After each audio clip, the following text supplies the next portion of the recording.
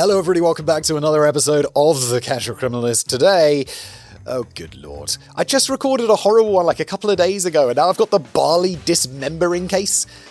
There's just someone going on a trip to Bali, they're going to have a great time, they're going to swim in the ocean or the whatever. I've never been to Bali, whatever people do in Bali. I don't know. I mean, it's going to be lovely, I imagine. And then they get dismembered, which that means cutting off with a head, right? Anyway, this is the story of Igor Komarov.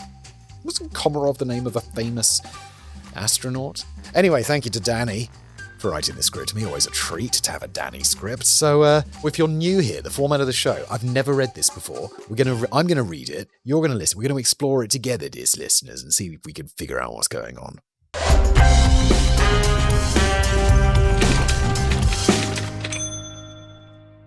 Now, most of us probably spent a big chunk of our childhood shamelessly hassling our parents for money.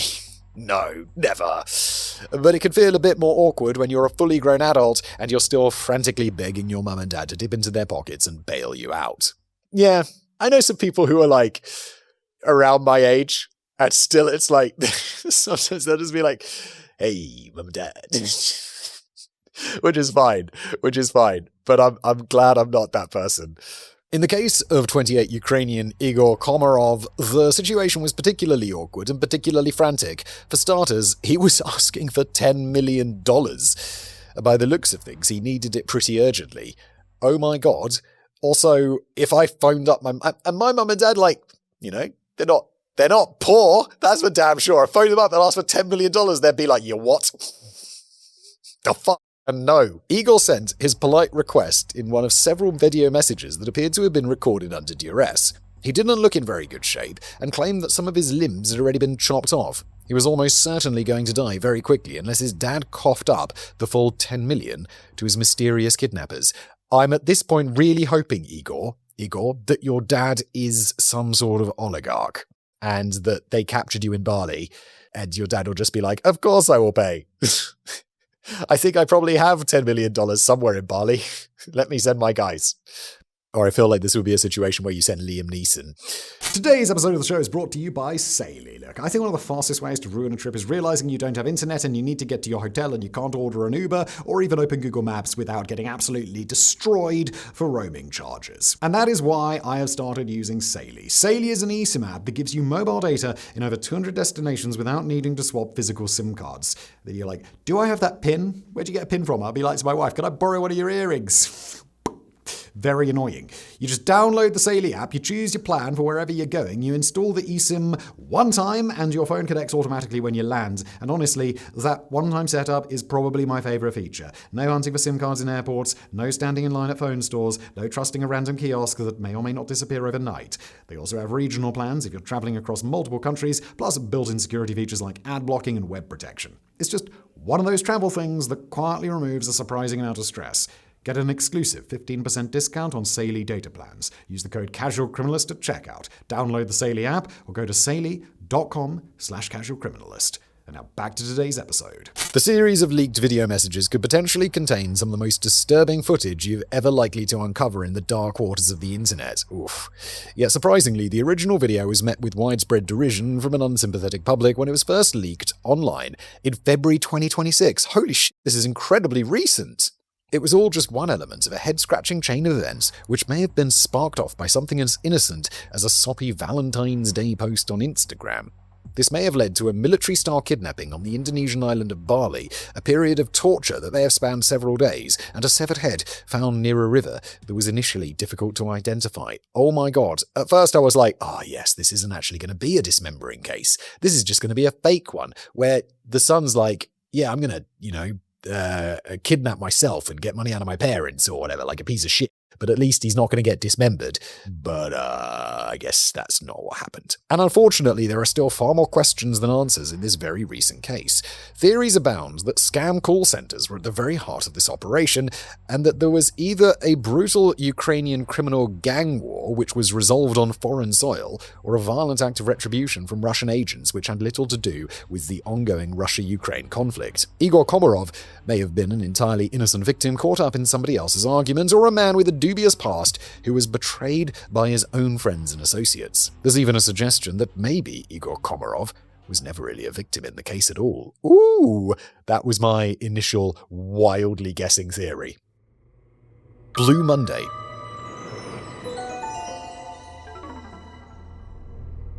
The beautiful Indonesian island and province of Bali goes by... I'm just trying to think. I was thinking, have I been to Indonesia? You're just like, have I been there? And it's like, no, I've been to Malaysia, which is different. And I think next door. Right, the thing I remember most about Malaysia, it was unbelievably hot. I think it's hot anyway, and I was there in some sort of heat wave or something, and it was just like insane. You'd go outside and you'd just sweat immediately. It goes by nicknames: the Island of the Gods, the Island of 1,000 Temples. The latter name is actually underselling the island to temple worshippers. There are well over 20,000 temples scattered across Bali. It's often suggested there are more temples than houses on the islands, but that's just a wild exaggeration, as such a scenario would clearly be a bit silly, just like the inaccurate claims that there are more job centres than shops in Rotherham. Rotherham is where Danny is from. Bali is also still pretty big on cockfighting, as this is tied closely to old traditions in Balinese Hinduism. Some of the owners of the prize roosters are said to pamper them more than their own children. Wait until they have to go in the ring and then rip the off and the skin off another bird. Cockfighting in Indonesia is still largely permitted, or at least tolerated in religious contexts, but the hardcore bloodsport version can also be seen out in the open, despite the fact that cockfighting for entertainment and gambling purposes is meant to have been illegal in Indonesia since 1981. Guys, it's been 40... Jesus Christ, 40... How long? 81? 45? Why's my math so bad? 41 years old. 45. 40 fucking 5. I'm getting confused because I'm born in the late 80s. And I guess I'm struggling with my own mortality. Anyway, going to be 40 next year, which is quite something. You're only allowed to do it in the name of appeasing evil spirits and warding off demons. I'm not sure why the nickname Island of 1,000 Cocks never really caught on, though. Me neither, Danny. Why would that not catch on? I think it's a brilliant name. If you've not paid a visit to Bali and you're interested in taking a tour, a bit of good news here is that Indonesia in general is one of the lowest crime rates and lowest homicide rates in the world, whilst Bali is considered to be one of the safest provinces in the country. It sounds really... everything I hear about Bali makes it sound very nice. I'm not quite sure why I haven't been. Of course, regular Casual Criminalist viewers will recognise that now we've made that clear, some serious shit is about to go down in fairyland. The Australian government's travel advice does recommend a little caution and vigilance when visiting Bali, noting that whilst it's generally considered to be safe, there are some issues and risks with petty crime and spiked drinks. Australians are the largest single group of international visitors to Bali by far, primarily because the flights from Australia are quick and everything is dead cheap. It's also jokingly referred to as Australia's backyard. But ever since Russia's full-scale invasion of Ukraine kicked off in 2022, Bali has also welcomed a new raft of guests from both sides of the conflict. It's estimated that thousands of Russians flocked to Bali to avoid getting conscripted into the war following the announcement of Putin's partial mobilization, a decree which was swiftly deemed completed but never formally terminated. Sounds like a way better. So, do you want to get drafted into this pointless war of aggression against your weaker neighbor, or do you want to just off to Bali? I'll be like, I think I'm going to take the Bali option. I think that would be preferable to the meat grinder. In fact, that sounds preferable to Russia, to be honest. It's perhaps understandable why some Ukrainian men may have preferred the idea of moving to a holiday island instead of hanging around to defend their country against the might of Russia. I'd be a lot more hesitant on that side of things, because, it's like defending the country is a bit different from a pointless war of aggression on the other side. To be fair, not many of them did, certainly not in comparison to the Russian exodus. It would have been a bit trickier for the Ukrainians anyway. Since the very first day of the invasion, the majority of Ukrainian men aged between 18 and 60 were banned from leaving the country. But at 60? What are you going to do? Have like a 59-year-old dude out there with like a rifle? He's 59! A situation which today still stands, although the lower age limit has since been upped to 23. There is a small list of potential exemptions from this rule, including citizens with serious medical conditions, single fathers, and men who work in certain critical professions or have been granted temporary permission for business trips. Well, good news. I'm definitely in one of those critical professions.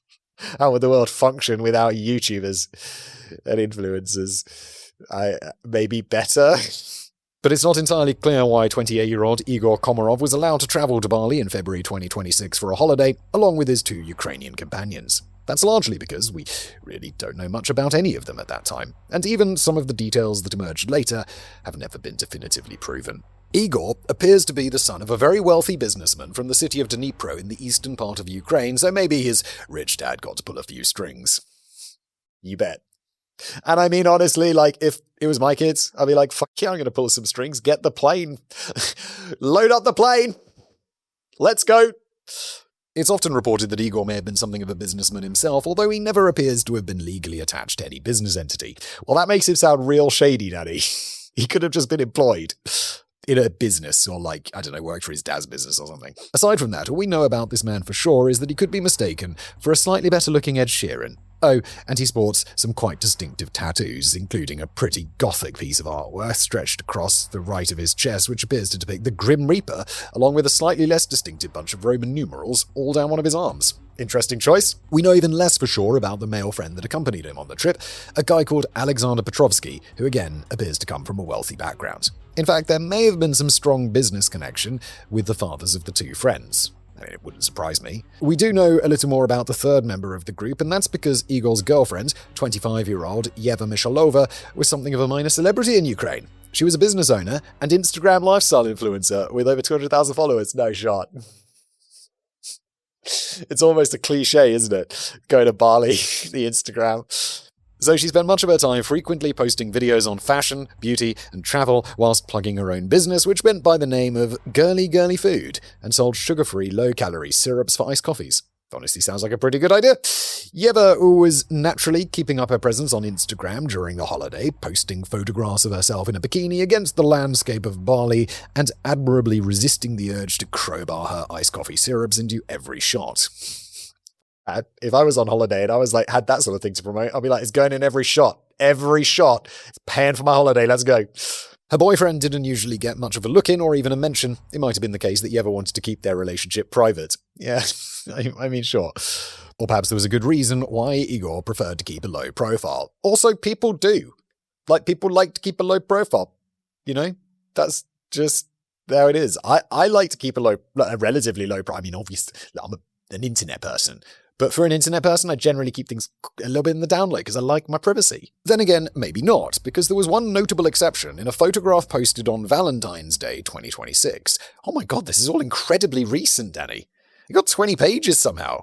A little earlier in the day, Yeva posted a picture of a bouquet of flowers that she had received from Igor. This was followed up with a picture of both Yeva and Igor posing and smiling on a boat. Yeva is once again in a bikini, whilst a shirtless Igor has his arm around her as he proudly shows off his mighty chest tattoo. Underneath the photo, the cheeky caption from Yeva read, "Fuck February 14th, love you every day." Wow, how original and clever. It sounds a bit ungrateful in a way. Igor may as well have not bothered with the bouquet of flowers, but that potentially wasn't the only problem with the post. Yeah, if he hadn't got her flowers, I bet that wouldn't have gone down well either. It'd be like, "Fuck February 14th, I love you every day." Yeva would be like, "Where the fuck are my flowers?" It's believed that the image included a geotag that pinpointed the exact location of the couple. So if there was anyone out there who was keen to get their hands on the hitherto elusive Igor, they now had precise coordinates. Surely the person they'd be more interested in stalking is the model influencer with 200,000 followers. Unless he's up to some shady shit. Okay. Regardless of whether this Instagram post was part of a coldly calculated plot, a disastrous accidental oversight, or was just an entirely irrelevant coincidence, one of the tourists from Ukraine would have little to smile about the very next day. It has to be said that many of the exact details in this case remain frustratingly vague, largely because the reports from Indonesian police were quite limited, we barely heard a peep from the Ukrainian authorities, and the international press had very little to work with. Danny, so 20 pages, mate, where'd they come from? Whilst there are all manner of allegations and theories bouncing around social media, there's not much in the way of evidence to back up what many unreliable media outlets confidently state as fact. Here's what we do know about the events of February the 15th, 2026. At 10:30 p.m., Igor Komarov and Alexander Petrovsky were riding scooters in the company of a Russian tour guide in the fishing village and coastal resort of Jimbaran. This is a part of Bali that's usually particularly popular with both Russian and Ukrainian tourists, so there are probably quite a few lively conversations going on down at the local bars. Yeva Mishalova was not with the men at the time, possibly because she had no interest in mucking about with scooters late at night. Witnesses report that a small convoy of vehicles suddenly emerged on the scene and several armed men jumped out of the vehicles to snatch Igor and Alexander from their scooters. It was claimed that the whole brief incident looked like a highly professional operation that was carried out with military precision. Yikes. There's a little bit of confusion as to what happened with Alexander Petrovsky. Some sources claim he was kidnapped alongside Igor, but was later freed when his hefty ransom was paid. However, this doesn't appear to be the case at all, as the more reliable reports suggest that his kidnapping may have been botched. Alexander somehow managed to escape and was not pursued, allowing him to alert the police on the very same night. Igor was not so fortunate. He was bundled into a Toyota Avanza and taken for a drive that is believed to have lasted for around an hour. But that wasn't the last we ever heard from him. Oh my, this would be fucking terrifying. If unless I've been up to some shady shit, I'll be like, I found out that my dad's rich, and now they're gonna kidnap me. Wouldn't you? You'd probably be insured against something like that, wouldn't you? I feel like there'd be an insurance policy against kidnapping. It was around 5 days later that the first ransom video began to circulate on Telegram. Lasting over 3 minutes, the video shows a fairly battered-looking Igor Komarov speaking in a state of visible distress to the camera, although it's difficult to assess the real extent of his injuries, as for the most part, we only see his head and shoulders. But the actual message, which was supposedly filmed for the exclusive viewing of his parents, might just reveal a few hints and clues as to why he was abducted. Here's a condensed version of his understandably quite incoherent speech translated from an Ukrainian. Mummy, Daddy, I beg you, help me please. You stole those 10 million, which they asked for. Return these 10 million, please. I will return everything to all those people from whom you have taken. They already chopped off some of my limbs. I have broken legs and punched ribcage. I'm already on meds. I have no limbs. An infection will start soon. I'm just dying. This is very serious, organization. Please help me. No one can find me. Neither mafiosos, no one. Bring me home, what is left of me at the moment. Please settle with these people. They need $10 million, which we stole. As soon as these 10 million are received in their accounts, they will immediately let me go to the place where they took me. I beg you, please settle. I'll give you everything back. I'll work for it. No gangsters will help you. No cops. Do not communicate with any other people. Okay, so this seems pretty legit, I guess. Not seeing the body, I mean, it could definitely be an inside job, maybe. Because, I don't know, like if this was not a Casual Criminalist episode, I'd be like, he's probably just been kidnapped. But there's usually a twist. Alright, so there's quite a bit to unpack there. The first thing that crossed my mind was how long is it going to take this guy to work off a $10 million debt to his parents after the ransom had been paid? Yeah, $10 million is a lot of money. I think that's more than most people make in their... It's definitely more than most people make in their lifetime, right? $10 million? It's a fuckload of money. But most significantly, we hear the first confirmation that this was certainly no random abduction and that the kidnappers, or at least the people pulling the strings, had some particular beef with Igor's family, who may have connections with organized crime. You wouldn't usually mention the mafia, can't help you, unless there was a very good reason for emphasizing this. I don't know, maybe. It could also be like, your parents, your dad's a businessman, right? And he runs a legitimate business. But in the course of running his legitimate business, he also knows some shady people. Sure, people meet shady people. It happens. And then you'd be like, okay, I'm going to ask my dodgy mate. You know, it's like, that's saying, ask your dodgy mate who his dodgiest mate is if you want to find a criminal. You know, it could be that kind of situation. And if your dodgiest mate says, I'm the dodgiest one, you found your criminal. But some points of the message are a little contradictory. Near the beginning, Igor twice specifically states that you stole $10 million, seemingly putting all the blame on Mummy and Daddy, whom he's addressing. He later says we.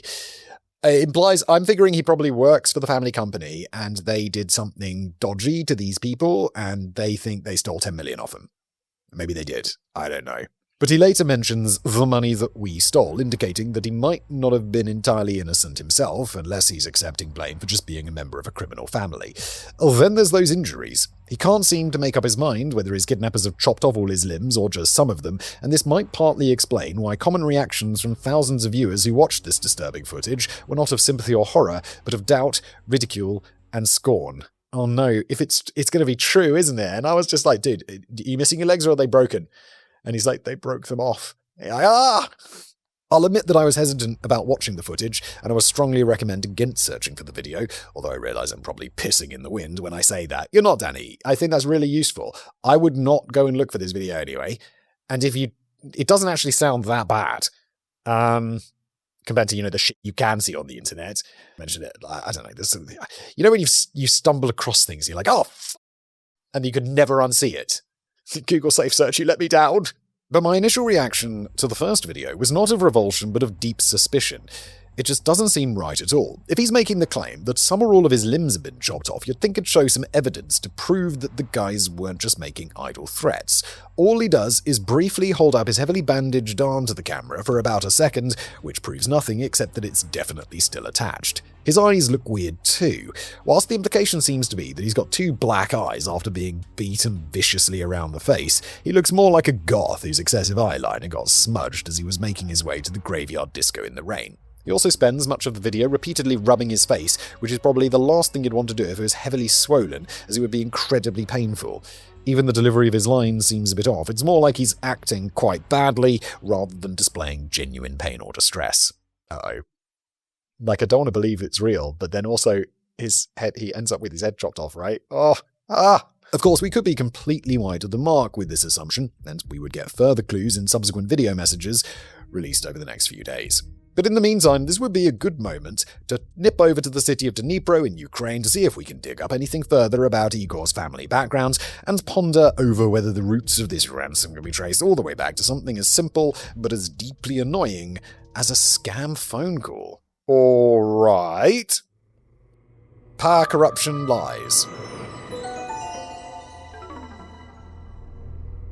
Following the collapse of the Soviet Union in 1991, the city... Oh, is his dad going to be an oligarch? He is, isn't he? The industrial city of Dnipro underwent major economic and social upheaval, in much the same way as many other post-Soviet states. The city used to be known for producing intercontinental ballistic missiles for the Soviet Union. But when all that ground to a halt, the whole infrastructure of Dnipro practically dissolved. An unsavory brew of economic collapse, weak law enforcement, and lack of any kind of vaguely effective legal structure created a vacuum in which organized crime groups swooped in to take positions of influence and power. That's not to say the city was entirely run by the mafia during the 1990s, but power was still shared by a dubious combination of plundering politicians, ominous oligarchs, and felonious figures from the criminal underworld. Protection rackets and extortion schemes loomed large in Dnipro, but another big money spinner was the rise of the fraudulent call center. Is there so much money in these? I was watching a video on YouTube the other day about some place in it's not Cambodia, it's in Myanmar, where there's people just doing scams. And apparently it's incredibly effective. I went through a long period where I was getting about 6 or 7 scam calls a day, although the person on the other end usually spoke with an Indian accent rather than a Ukrainian one. I pretty much just don't answer the phone. If it's a number I don't know and it's not in the about an hour where the delivery people always deliver parcels to me, I generally don't answer it. I'm like, they'll call back. They'll send me an email. Just not going to answer because I don't know who it is. And I mean, I don't get that many scam or useless phone calls. But if it's an unknown number, there's a 50% chance that it's going to be like, "Hi, this is T-Mobile. Do you want to get an internet package? F off T-Mobile. Take me off your list." Come to think of it, it's probably been well over a year since I last received one, and it seems recent regulatory and industry actions have contributed to a very welcome decline in scam calls in the UK. So I'm glad I never lobbed my telephone through the window as I was so often tempted to do. But I'm sure we all know the drill. These call centers usually target people who don't know their arse from their elbow. Well, that's a bit harsh. They usually target the elderly or non-tech savvy types. I've got no idea why they kept targeting me. The victim is often told some bullshit story along the lines of suspicious activity has been detected on their bank account, and they need to transfer all their life savings to a new protected bank account. Oh my god, that sounds so real. This new account is of course owned by the scam network, which then converts the funds into cryptocurrency and mixes it up into hundreds of different wallets to hide their tracks. I remember I got a phone call once, and it was, "Hi, yeah, we're from the bank." And I'm like, "Okay." And they're like, "We noticed some suspicious activity in your accounts." And I'm like, "Okay." And they're like, "Can you confirm this transaction?" I'm like, "No." And they're like, "What do you mean?" And I'm like, "Well, you motherfuckers constantly emailing me, telling me don't give out information over the phone. And now you are phoning me and asking me to give you information over the phone." And they're like, "Oh, can you call us back on the main number then, and we'll put you through to the right place?" And I'm like, "No," just didn't bother. Oh God, I just can't be arsed. It's not that important. Send me, if there's suspicious activity, send me a new bank card. Jesus Christ. For many years, the call centers in Ukraine would typically target victims in the US and Western Europe, but following Russia's 2022 invasion, the focus switched over to Russian victims. Quite right, too. You might think you're clever invading our country, but we're going to annoy the hell out of all of your senior citizens, so how do you like them apples? One pretty blunt recruitment advertisement for a scam call center was plastered with the headline, "Do you hate Russian scum? Do you want to help your country undermine the economy of the aggressor country? We are waiting for you." The golden age of scams, because I don't imagine the police are going to give much of a fuck. There was a lot more to it than that, though. These ventures were often hugely lucrative, proving that there are far more gullible souls out there than we might have expected. An efficient scam. I got scammed recently. I got scammed out of 3,000 euros because I'm an idiot. I was like, I wanted to buy a really specific camera. And I was like, okay. And I asked, what's it called? The Claude bot to go and find it and email all these people. And I was just like, fuck YOLO, man. Go just find all these people, make some offers, and just make lowball offers. And then some guy got back to me and was like, yeah, I'll do 3,000 euros for the camera. And I'm like, hey, yo, Claude bot, where do I send this email? Where do I send the money to? And it was like, this IBAN. And I'm like, fuck, send it. This sounds so stupid, but it was literally just my fucking YOLO, and let's see if it goes right. And it didn't go right. I looked back at the conversation it had with the person, and I'm like, oh my God, this is so clearly a scam. Oh, I laugh because it hurts. I also do feel it's a good story. I got a good story out of that, being an idiot. An efficient scam center could pull in tens of thousands of dollars each month, and it's estimated that these calls scammed Russian citizens out of a total of 360 billion rubles in the year 2025. That's approximately £3 billion or $4 billion. Now, that's really quite something. Perhaps the most surprising part of all of this is how the call centers in Dnipro are allowed to operate in plain sight. Well, because they're like, yeah, we're not targeting the UK anymore. We're straight on Russia, and the police are like, oh, fine, we'll leave you alone. Go knock on the neighbor's door. It's like, who are you targeting? You targeting the UK? Get on Russia. Come on. We're not talking about a top-secret operation carried out in a locked garden shed with people taking it in turns to look out for the police. We're talking about giant corporate offices in which there are often thousands of employees scattered across the floors, including telephone operators, IT teams, scriptwriters, and crypto launderers. What's your job? I launder crypto. I'm a crypto launderer. I guess that's actually quite a thing these days, isn't it? Crypto's quite big. I feel like I know how regular money laundering works because I made a video on it a while ago and it was super interesting. Maybe crypto came up in there, but I don't remember how you launder money with crypto. Should definitely look into that. Whilst they're naturally still considered to be illegal in Ukraine, and there have been rare reports of police raids in Dnipro, which have dismantled a few centers, the majority of them are allowed to stay on the line indefinitely. This is partly because they're protected by organized crime groups and corrupt law enforcement, but in more recent years, it also has to be said that Ukraine has got its hands full with other problems at the moment. I suppose there could be a shred of truth in the idea that now the call centers are targeting Russian victims, the authorities don't really feel any pressing urge to intervene. No, I get it. I'll just be like, yeah, fucking A, carry on. And if you want to slime me a little something under the table, go ahead.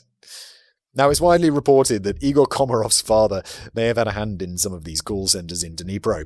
Before we go on, we should stress that as far as I've been able to make out, this has never been conclusively proven. While the allegations have circulated in Ukrainian media and have been regurgitated online, they've never been confirmed by any kind of Ukrainian authority or backed up by any official documents. Well, so where did he get his money from? If it wasn't this, obviously if there's no evidence, then we can't assume it's this, but so where did he get his money from? It is, however, worth noting that Igor Komarov himself would go into some detail on his connection with fraudulent call centers in subsequent leaked video messages. Wait, did they swindle someone out of $10 million? Jesus Christ. Losing 3,000 euros on my fake camera was bad. $10 million? Well, so, the unverified story goes that Igor's father is called Sergei Komarov, although he goes by the nickname of Mosquito, presumably because of his tendency to spread malaria, breed in filthy stagnant water, and lay eggs while hovering in midair. Naturally. After the collapse of the Soviet Union, Mosquito is said to have risen from brawling in the streets to the dizzy heights of regional authority. This appears to be a vague term that incorporates a whole raft of criminal activity, including racketeering schemes, protection rackets, and of course, the dreaded scammy call center. Despite his supposed power and notoriety, he's said to have kept a low public profile and never got his picture in the papers, adding an extra dollop of enigma to the alleged kingpin. Mosquito may have had one or two brushes with the law down the years, most recently in 2023 when he was reportedly briefly detained by the Security Service of Ukraine on suspicion of developing operational plans for extortion schemes. But he's never really landed himself in any serious legal trouble. Bro, if someone arrested me for the suspicion as operational plans for extortion schemes, I'd be like, that sounds pretty serious. It's not like, oh no, what are you arresting for? You've got like 700 unpaid parking tickets, Whistler. I'd be like, fuck, okay, I'll pay the parking tickets, Jesus. But like, plans for extortion schemes? I don't know, man. That sounds serious. That sounds like jail. Just to be clear, I don't have 700 unpaid parking tickets as far as I'm aware. I probably do have a few, probably, because I have a car parked illegally on the street, and I know it's parked illegally. But I didn't have somewhere else to park it because there's a big skip outside my house, and I'm sure I'm getting a ticket every few days. But I don't really have another option. The same goes for his alleged associates, a man called Alexander Petrovsky, although he's more commonly known by the name Narek. If that surname sounds familiar, that's because he's widely believed to be the father of Alexander Petrovsky, the traveling companion of Igor Komarov, who miraculously managed to escape from the kidnappers.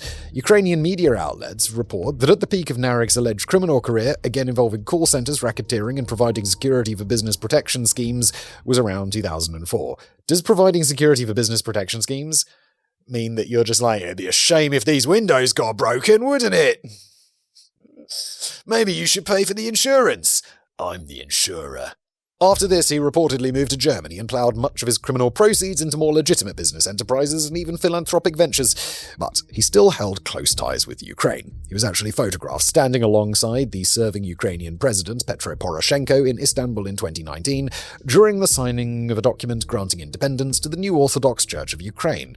This immediately sparked criticism over why the president was standing so close to a man with an alleged criminal background, although in fairness, the event was open to everybody, and it's possible that Narek just managed to get close to the action. But it's believed by many that Narek still holds some influence from afar in the underworld economy of Dnipro today, even though it's worth emphasizing that he has never once been convicted of a crime.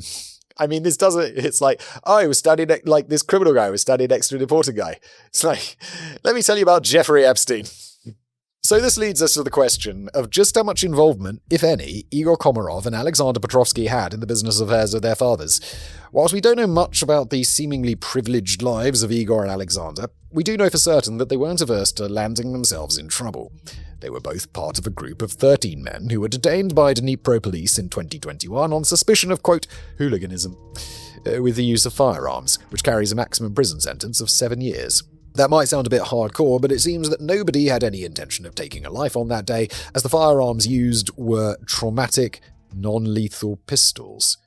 What's traumatic non-lethal? What is that? It did, however, escalate into a pretty noisy incident after involving a shootout in a car park. One of the targets appeared to be the general director of an agricultural holding, but it's not clear why he was being targeted by the group of 13 hooligans. It's also unclear what happened next, as no public information was released regarding the outcome of the criminal case, although it seems likely that Igor and Alexander walked away without any major consequences after police realized that they both had fathers in high places. Oh, it's good to be rich. But when it comes to the matter of whether Igor Komarov may have had some direct connection with fraudulent call centers, we could do worse than ask the man himself. And it turns out that he had quite a lot to say about it. So, Igor Komarov looked a hell of a lot worse in the videos leaked on Telegram a few days after the original. Whilst we still only saw his face, and there was still no proof of missing limbs, his face looked very heavily battered, bruised, and swollen, and the guy really does seem in genuine distress. Either the acting skills and the makeup techniques had gone up several notches since the original video, or Igor was really not in a good place at all. Again, I'd strongly recommend that you don't try and find that video. Whilst Igor continues to plead with his parents to stump up the $10 million ransom pretty sharpish, some of the videos also seem to serve as a detailed public confession, albeit a confession made under duress. A confession under duress is no confession at all. And in contrast to the original video in which Igor twice accused his parents of stealing $10 million and getting into this mess, Igor now appeared to be taking almost complete responsibility for his current situation, although he is now speaking much less coherently. He explains to the camera that he was the co-owner of an entire network of call centers which were protected by bent Ukrainian law enforcers and those mysterious regional authorities. He personally raked in about 45% of the profits by overseeing the dodgy banking operations and the telephony structure. Another guy was in charge of general management of the centers and he was entitled to 10%. Igor claimed that the other 45% was scooped up by none other than his mate's dad, Alexander Petrovsky, aka Narek. He provided his own specialist brand of security and protection. There was probably a good reason why Narek was allegedly earning over 4 times the amount of the guy who was just rushed off his feet managing everything. Igor claimed in the video that he pulled in $15,000 a month from a single call center in his shared sprawling network, so it seems that he and Narek wouldn't have been doing too badly out of it. He concludes the final video message by profusely apologizing to his Russian victims, begging for forgiveness, and asking any friends and acquaintances to chip in to help raise the $10 million ransom that would set him free. It's interesting that the blame now seems to have shifted from his parents to himself and his mate's dad. We obviously can't just assume that everything he says here is true.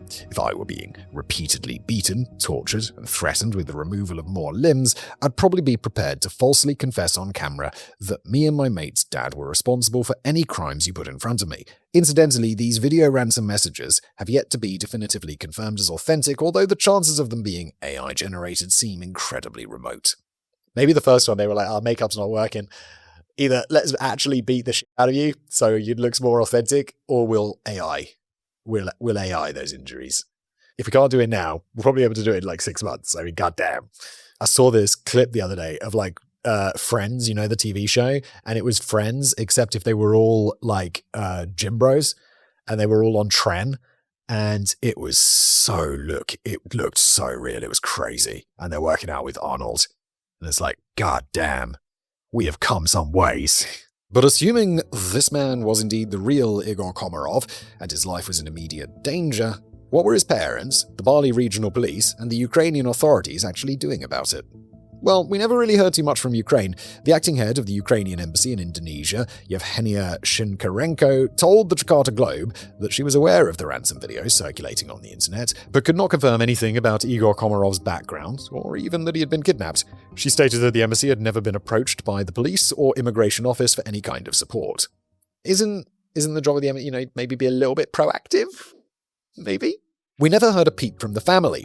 They only formally reported Igor missing to the police on February the 23rd, a whole 8 days after he was kidnapped, and a few days after the ransom videos were leaked online. The parents may naturally have been keeping quiet on their son's own advice not to involve the cops or gangsters or the mafia. But after the ransom videos had already been seen online by thousands of people, it now didn't seem massively important whether or not the family had formally reported him missing. Besides, the Bali Regional Police had already swung into action after Alexander Petrovsky first alerted them to the incident on the night that Igor was abducted. Pretty much all we know about the police investigation we learned from a guy called Arya Sandi, who, like many Indonesians, uses only one name, a bit like Elvis, Madonna, Kylie, Cher, and Simon. I use my last name all the time. Arasandi is a senior commissioner serving as the police spokesman on this case. Practically nobody else in a position of authority in Indonesia has ever spoken publicly about it.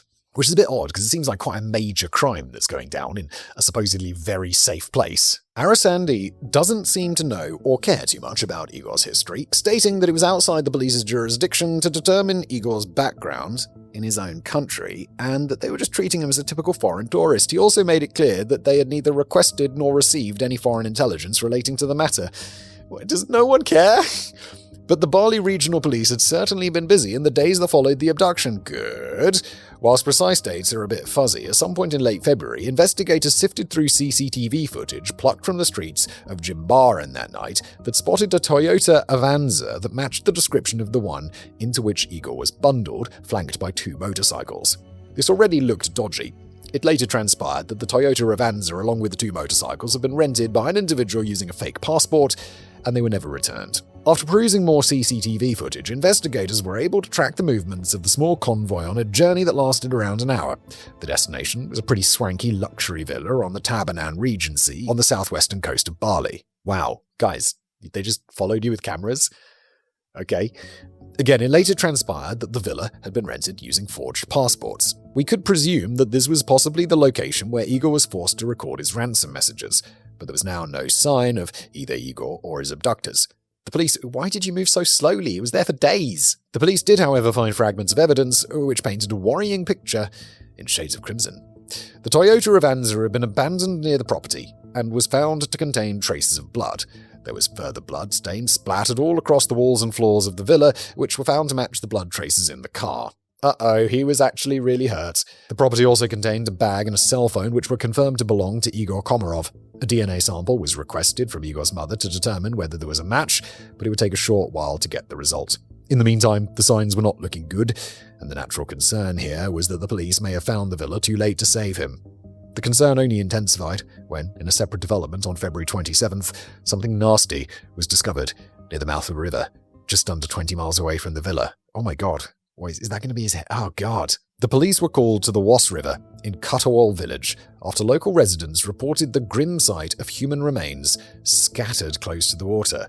The mutilated, decomposing remains included a severed head, sections of a leg and an arm, fragments of a torso, a molar tooth, a collarbone, and internal organs. Part of a tattoo was visible on a section of the arm. Oh my god, what happened? The early forensic examinations were challenging, as the remains were in an advanced state of decomposition.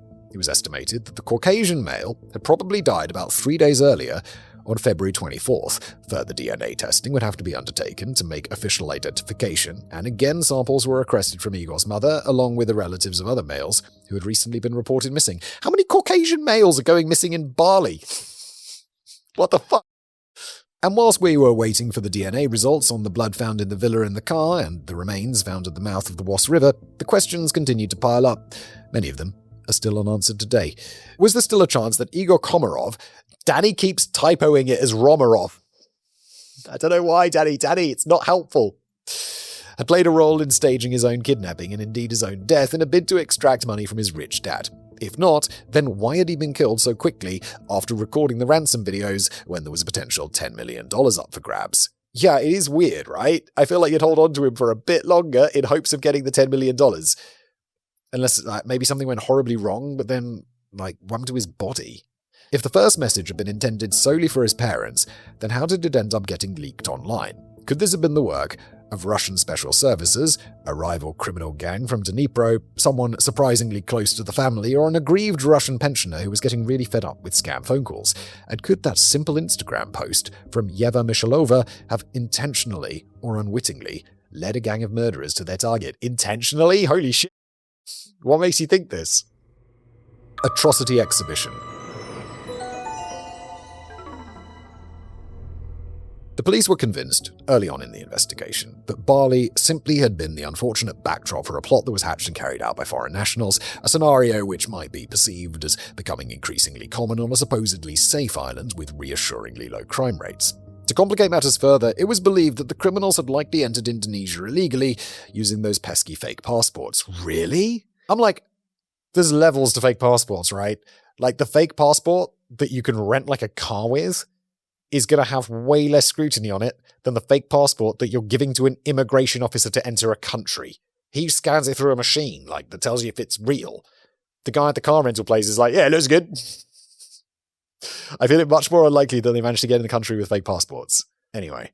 By early March, however, the first arrest had already been made. Unfortunately, it would also be the only named arrest made so far, and it might not have been as useful as we might have hoped. Senior Commissioner Arasandi confirmed that a man named CH had been arrested whilst trying to make his way to Bali's neighbouring island of Lombok using a fake passport as ID. CH wasn't his full name, of course. Indonesian authorities only release the initials of a suspect until charges have been formally filed or a case goes to trial. Yeah, I think it's actually something similar here where I live in Czech Republic. I think it's unless you're found guilty, then you don't know who it is. The face is always blurred and they're just referred to by Mr. X or Mrs. Y. Yeah. Oh, interesting. CH was described as Nigerian with a fake Belgian passport, and he was the one who had rented the Toyota Avanza and the 2 motorbikes for the equivalent of about $300.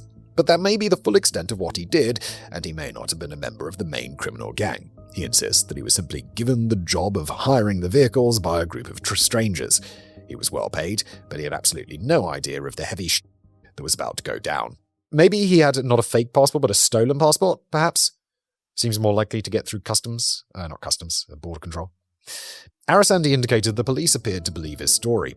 It would, after all, make some degree of sense that the criminals would outsource this job to an oblivious third party who couldn't lead a trail back to the main group when the police eventually started poking their noses into the case. And that's exactly how things may have panned out.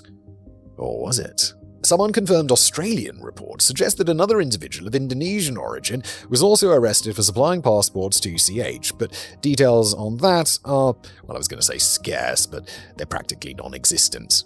And again, it's likely that this guy was an outsider who had no knowledge of the intent and no connection with the main group. Bro, if someone comes up to you and is like, hey mate, can you get a fake passport and rent a car for me for $300 and I'll give you, 10 grand or whatever, just say no. Because there's no way they're giving you that much money for something that is not going to have some major shit going down around it. Okay? Just as a note. And I'm sure Indonesian prison is no fun. And again, it's likely that this guy was an outsider who had no knowledge or in direct connection with the main group. Still, at the very least, you would expect these two to face a mixture of charges, including supplying fake passports, traveling illegally with a fake passport, and failing to return a blood-stained vehicle. They'll be like, you can keep your blood-stained vehicle. I will be taking the security deposit. Thank you. However, just a few days after the arrest of CH, Arasandi had another significant announcement to make. 6 more foreign nationals have been identified as suspects, and it appears that these guys were much more directly involved with the alleged kidnapping, torture, and potential murder of Igor Komarov. Arasandi identified the 6 with the not entirely insightful names of RM, BK, AS, VN, SM, and DH, and indicated that they were all males from Eastern European countries. The problem here is that tracking any of them down has so far proved to be impossible. 2 of them are believed to be hiding out somewhere in Indonesia, but 4 of them are believed to have already fled the country and could be anywhere, which is the smart move. The police also noted that even getting a grip on the nationalities is tricky, as most of them are likely to have carried multiple fake passports containing multiple fake nationalities. All 6 names have been placed on Indonesia's wanted list, but perhaps most importantly, Interpol red notices have been slapped on all 6, a request for cooperation from Interpol member countries in locating the suspects and detaining them with a view to extradition. Such cooperation is certainly not guaranteed, though. The Interpol red notices did, however, yield a little more information about the suspects than the Bali regional police were willing to give us, a point that we'll return to in a moment or 7. But we only had to wait for another few days before Arasandi made another couple of dramatic and conclusive announcements in early March. This was like last month, it's crazy, which came a lot earlier than had been anticipated. Here was the first one. The blood splatters found at the villa and in the Avanza, suspected to have been used by the perpetrators, have been tested, and the results are identical to the victim's mother's DNA. No. The results are identical. No, that's not the case. He's not a clone of his mother. He's half of his mother. If there was anyone still wondering if Igor Komarov had played a role in staging the whole thing, we now know for sure that his blood was spilt, and there was more to come. The results from the DNA testing on the recovered human remains are expected to take around a month to be confirmed by the National Police Forensics Laboratory Center in Jakarta. The forensic medicine specialist, Dr. Nola Margaret Gunawan, who had worked on the autopsy of the remains, was one of the many taken aback by how quickly the results came through. She even double-checked with the laboratory to make sure that they knew what they were doing. Dr. Gunawan was apparently told that the process had been fast-tracked due to press interest in the case, but was unable to speculate on whether there might have been a political motive. The results were in, and the DNA results confirmed with a probability of 99.9% that the remains belonged to Igor Komarov. If you've already seen the stomach-churning images of the remains found at the mouth of the River Was, you would have little doubt anyway. The Roman numeral tattoos visible on this section of arm is clearly part of the exact same tattoo that he was showing off in the Instagram photo. Unless Igor had been extraordinarily committed to an elaborate hoax, I think we can now take for granted that he was very much a victim of torture, mutilation, and murder. And that original, unconvincing ransom video, which was mocked and dismissed by many at the time, now becomes far more disturbing to watch when you know that he was only days away from death. Arasandi noted, "Police can only assume at the moment that Igor's ransom was not paid." Yeah. I mean, they didn't leave very long, did they? Jesus. There remains a deafening silence over this case back in Ukraine, where there has still been no statement of any kind from the government, the authorities, or any member of the Komarov or Petrovsky family. Back in Bali, there has been a lot more noise and concern over just how this is just another very recent illustration of the way the holiday island appears to be evolving into a battleground location of choice for international organized crime. For example, in March 2026, a 49-year-old Dutch tourist called René Pauw was walking his dogs with his girlfriend near their rented villa when he was apprehended by two men on motorcycles and stabbed to death. The killers are believed to be from Brazil, but nobody has any idea of a possible motive. The fact that no attempt was made to take any of his belongings suggests that this wasn't just a random brutal mugging, but more of a calculated murder that could have been a contract killing. Why would who's this random Dutch tourist being murdered by Brazilians? What did he do? A much more high-profile example took place in June 2025, involving the murder of Australian tourist Zivan Radmanocic, who was gunned down in a villa owned by his friend. The thing about this case is that it appears to all be about the company that Zivan kept rather than anything he'd done himself. He'd travelled to Bali with his girlfriend to celebrate her 30th birthday, and they were staying with his mate, the fellow Australian Sanar Ghanim, who had been living in a villa in Badung Regency for some time. The trouble is that Sanar Ghanim had underworld connections back in Australia, and it seems that he'd made a few enemies and possibly run up a few substantial debts along the way with the kind of people who you really don't want to be in debt to. This is probably why he was like, "Fuck this, off to Bali! They'll never get me!" 3 gunmen burst into the villa and opened fire on both men, killing the innocent Zivan Radamanovic, but only wounding Sanar Ghanim. It was believed for a while that the shooting was meant to send a message to Sanar, but it now seems likely that the assassins just made a mess of the job and killed the wrong man. The order from Australia to kill Sanar Ghanim appears to have been made using the encrypted Swiss app Threema. But whilst the 3 Australian gunmen were eventually apprehended and were sentenced in an Indonesian court to between 12 and 16 years in prison, narrowly avoiding the death penalty sought by the prosecution, the man who ordered the hit was never identified. Wow. To not roll over on that guy to avoid going to prison? He must be really fucking scary. Some have suggested that the recent rise in trouble with foreign nationals is down to a combination of Indonesia's decision to open the gates wide for Bali tourism after COVID, the relative ease of moving around the country with fake documentation, and a perception that it's easier to get away with criminal activity in Bali as the legal system is relatively soft and police can be bribed to turn a blind eye. Most of those points are arguable, to say the least, and Guide Sodana, a professor of law and criminology at a Bali university, suggests there's been an increase of quality rather than quantity of crimes. What's the quality of a crime? In other words, while there's been an unfortunate spike in particularly brutal crimes involving foreign nationals, they're still pretty isolated incidents, and Bali is considered to be the safest island in a country with a relatively low crime rate. Oh, so he's saying like more serious crimes, I suppose. Quality is an unusual choice of words there, but I guess it's a criminology term somehow, being that he is a criminologist. Even so, the Indonesian government and Bali regional police have between them recently vowed to enforce stricter checks on rentals, install more security cameras in holiday villas, invest more in forensic training, and strengthen relationships with embassies to ensure swifter cooperation and resolution. Of course, there's an argument that the location of Igor's kidnap and murder was entirely immaterial, and that the criminal gang were intent on tracking down their target to wherever it decided to take a holiday. If it hired a static caravan in Goldmells, I have no idea where that is, then he would have been taken in Goldmells. But what kind of organization was so determined to track Igor Komarov to Bali, and what was the real motive, and could they have had inside help from people whom Igor thought he could trust? Well, Danny's definitely implied that his girlfriend geotagged that post or some such. But that's a pretty wild accusation. We don't have any solid details on the funeral of Igor Komarov, and it may have been interesting to see who bothered to show up. It's often reported that there was no sign of his father, his girlfriend, Yeva Mishalova, or his buddy Alexander Petrovsky, but this has never been confirmed by any reliable sources. Some overdramatic true crime websites and blogs claim that towards the end of the service, his mother approached the coffin and whispered the words, "I'm sorry, it's finished now." This has led to online speculation that she had knowledge of why her son had been killed and even bore some responsibility for his death. It's more likely to be an example of complete fabrication, though, composed by wannabe fiction writers who have never even stepped foot in Ukraine. The same goes for the follow-on story, in which the crackle of gunfire was heard in the distance immediately after she said these words, indicating that the gang weren't quite finished yet. I'm surprised that nobody has yet suggested that this was the point at which the end credits began to roll up to the sky to the tune of Once Upon a Time in Eastern Europe. I don't know what that is. Although we don't know if Yeva Mishalova attended... Danny, you changed her surname now, why? attended the funeral, we do have a lot more insight into her public reaction to Igor's death than anybody else's, and that's because she was a social media influencer who continued to post to her followers.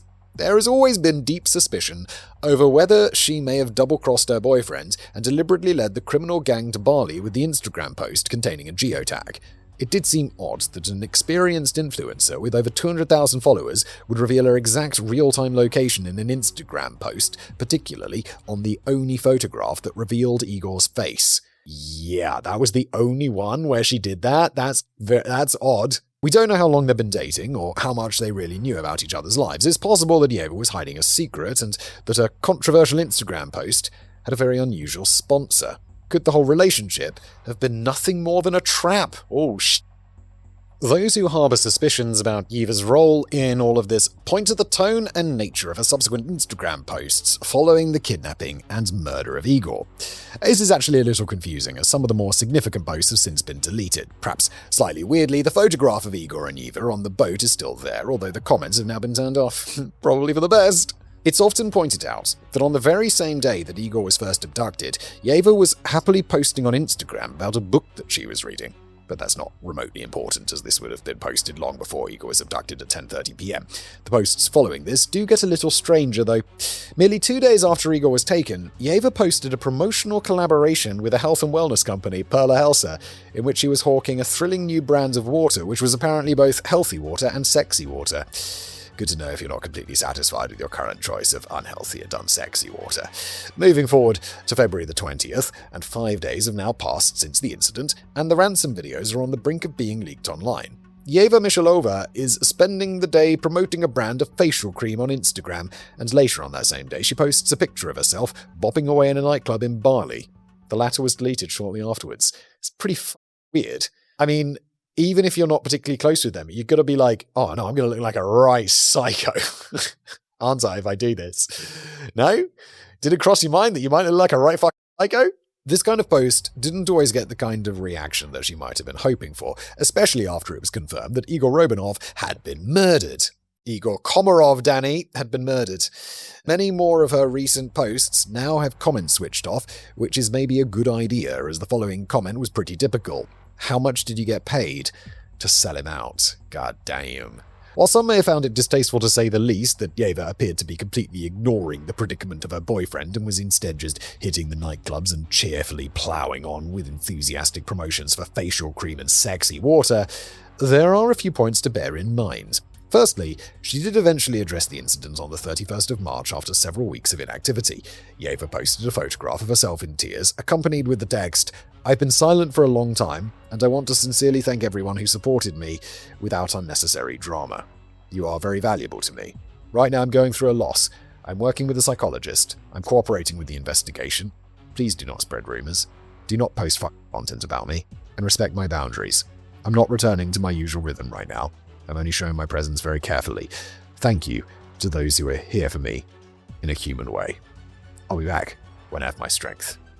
Later that evening, she posted videos of her bopping away. She's like, "Now to the club!" Skeptics noted that she had been far from silent in the immediate aftermath of her boyfriend's abduction, and it didn't take long for Yeva to get her strength back following this tearful selfie.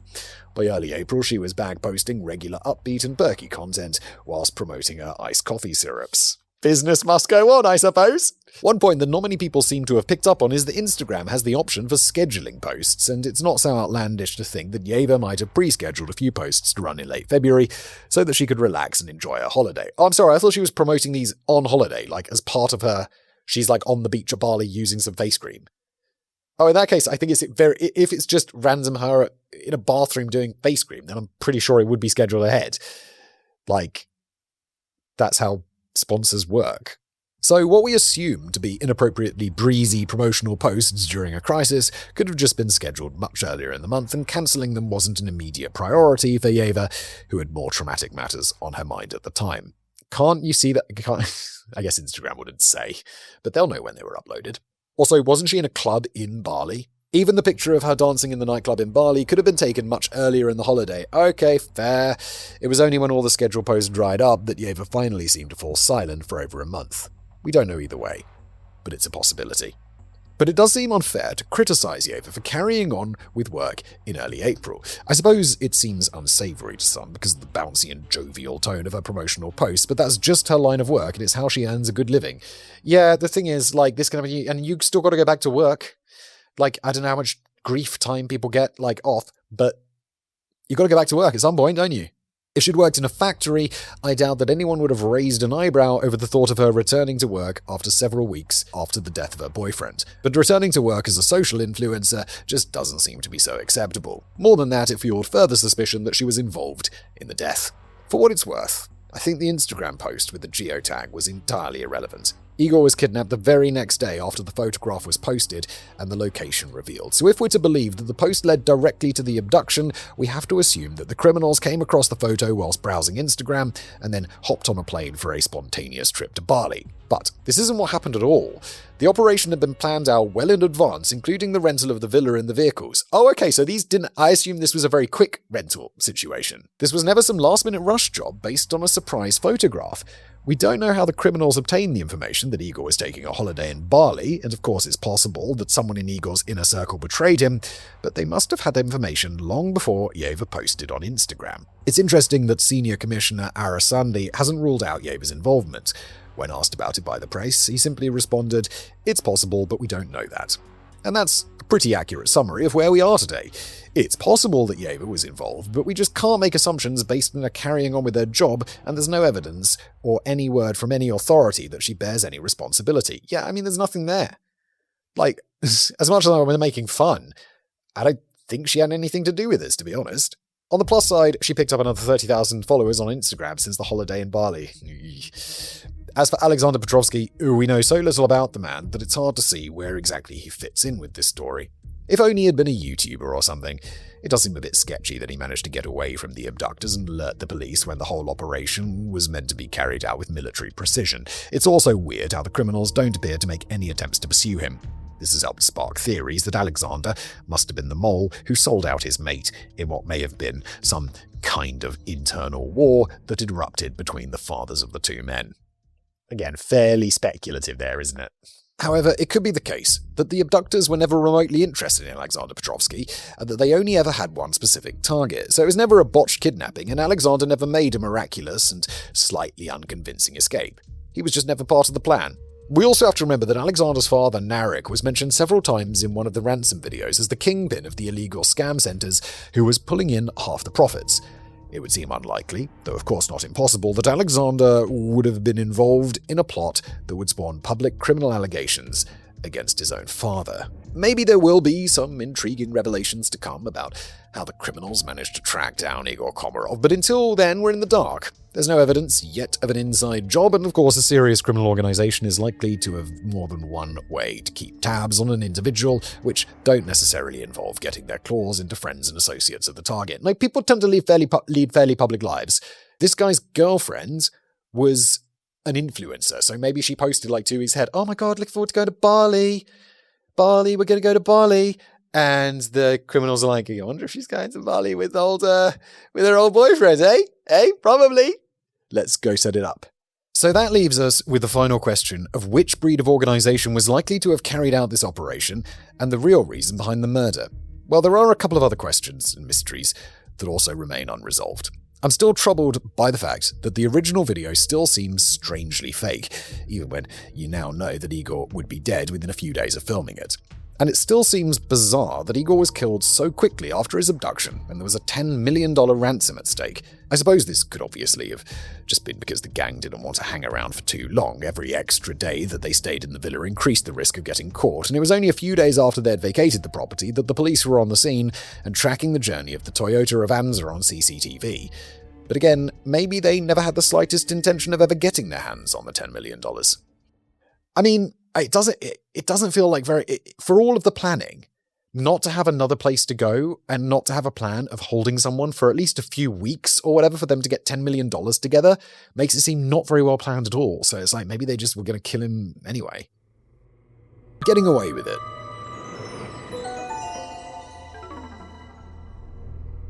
One widespread theory is that the gang weren't necessarily your typical hardened criminals, but they were members of Russian special services who were seeking to close down the criminal call centers that were scamming vulnerable Russians out of hundreds of billions of rubles. The nature of the ransom video messages would seem to back up this theory to some degree. Igor is telling his audience that his kidnappers want their money back, indicating that they represent the victims who were allegedly wronged by Igor's family. It would be interesting to hear their plans for how they were going to redistribute the money back to all the victims, though.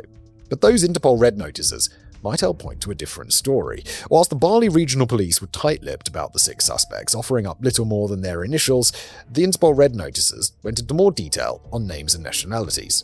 Well, for 5 of them anyway. There's still nothing much known about the one identified as SM. I knew he was dodgy. But we now have the names for the other 5. Nikolai Petrik, Vladislav Akhanov, Roman Melnik, Vasily Nemesh, and Denis Halushko. Weren't they travelling on fake passports, though, so these could just be made-up names, although they don't sound very... Oh no, the other guy was Belgian. Were these guys on fake passports? There's so many people in this episode. Those names don't reveal much on their own, but their nationalities are quite revealing. Nikolai Petrik is the sole Russian of the group. Vladislav Akhanov is from Kazakhstan. The other 3 are Ukrainian. You wouldn't usually expect 3 Ukrainians to be involved in a Russian special services plot. Not only that, but none of this really feels like a special services operation. No, it doesn't. It's not competent enough. They would have gone for something more subtle and much cleaner, like a targeted assassination that was over with in seconds. In contrast, this was quite chaotic and drawn out and messy, with much of it playing out in public. It just doesn't smell very Russian, and again, you would think that special services would have more important things to do than target a young man potentially involved in a scam call center. Yes, indeed, absolutely, especially in a country at war, and even if they did, it would be an off-the-balcony jobbo. The most likely scenario is that this was an internal criminal dispute blown over from Ukraine, either from a criminal organization who believed that Igor's family owed them a debt, or perhaps an attempt from a rival criminal gang to crush the Komarov empire and seize control of the illegal call center market. I believe that one. We probably shouldn't read too much into the framing video messages demanding the return of supposedly stolen $10 million. The whole point of the videos may just have been to announce to Igor's family, and indeed the rest of the world, that Igor Komarov had been captured and was going to die. Perhaps the very first video was staged to a degree. If they really had started chopping limbs off by this point, you'd think the video would have shown something more convincing than a bandaged hand at the end of a clearly attached arm. The gang may have felt it important that Igor should be in a fit state to record a coherent video before they started torturing him, and they advised him to ham it up a bit and exaggerate his injuries on a false promise that he might not get hurt too badly if the ransom was stumped up. Yeah, fair. Maybe the gang felt there was an outside chance the ransom might actually get paid, but that didn't happen. Either Igor's father just didn't have $10 million in his back pocket, or he had no interest in coughing up. They gave him like a few days. $10 million is a lot of money to get your hands on and make an international transfer, probably to like some in cryptocurrency or to some like bank account in Bali or whatever. Or Russia, I suppose. I don't know. It's not going to be easy. Although we don't know if any private negotiations might have taken place after the abduction, it seems likely that the ransom demand was ignored. But I suspect the gang were never banking on receiving the money, and even if they had, they would still have murdered Igor anyway, because this was all about a show of strength and the sending of a very clear message. Speaking of which, the leaked video messages were surely leaked online by the gang themselves, as they wanted the world to know of Igor's predicament and wanted him to admit his alleged crimes on camera. There can't have been many others in a position to do so. Igor's family wouldn't have been doing themselves any favors by leaking the original message which contained such damning allegations. Besides which, the later videos weren't even specifically intended for the family. They came across as shameful public confessions, which were meant to be seen by as bigger audience as possible. On a similar note, Igor's remains weren't hidden away in a secret location or dumped in the river. They were scattered in a spot where they would be clearly visible to the next unfortunate soul who just happened to be wandering past. Every element of the operation seemed to be rooted in the idea that everyone got the message, even if not many of us can know for sure what the exact nature of the message was meant to be. No, exactly. This message and the state of his body was very clearly sent to someone who knew exactly what the message means. And it's not us, but I guess it's to do with organized crime. Some of the online reaction to the confirmation of Igor's death has been brutal to say the least. Many comments run along the lines of, "He had it coming, it serves him right," and "good riddance to call center scum." Maybe part of this is down to our own hatred of scam telephone calls. If I ever received one on a bad day, I was occasionally guilty of yelling obscenities down the phone and questioning the parentage of the caller, but I would never have resorted to thoughts of dismembering them. Having said that, I've never actually been scammed out of my life savings through a telephone call, and that might make you feel a bit differently. The point is that we don't know anything concrete about Igor's family history or his own potential involvement in criminality. He certainly seemed to be living a lavish lifestyle without having a proper job, and it's possible that he was benefiting from criminal gains. He also appeared to admit his own significant involvement in the ransom videos, but as we've already noted, you'll say anything if somebody is threatening to cut your limbs off. But even if he was guilty of everything he claimed on camera, surely nobody in the world, at least very few people, deserved the grisly fate that befell Igor Komarov. Yes, the owner of a scam call center deserves to be arrested and imprisoned for swindling pensioners out of their money. Maybe they even deserve to be chased into a pond by a pack of angry bees.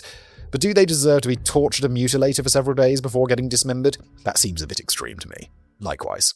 I don't think it's about that. I think it's because he's involved in organized crime and he's sending a message to whoever did is sending a message to his dad. I think that's probably what's really going on here. Whether anyone will ever face consequences for this barbaric act remains to be seen, and the hunt for the suspects has fallen ominously silent in the last month. It could be argued that neither Bali police nor Ukrainian authorities are likely to treat this case as an urgent priority. From the point of view of Bali, this was a case involving foreign criminals and a foreign victim which had no impact on locals or tourists, except for another little dent in the reputation of the island of 1,000 cocks. From the point of view of Ukraine, their law enforcement and intelligence are pretty busy holding back an invasion from Russia, and they're unlikely to devote too much attention on what may have been a gruesome act of score settling between rival criminal networks. So the jury's out on whether any of the 6 suspects will ever be apprehended, or whether this case will quietly dissolve into static as the line finally goes dead. Speaking of which, here's a worry developed on my end. I mentioned earlier I hadn't received a single scam phone call for well over a year, but I got 4 of the things in quick succession. I was finishing this script yesterday. Coincidence? I think not! Yes, Danny. And that is the end of today's episode. Thank you so much for being here. I'll see you in the next one.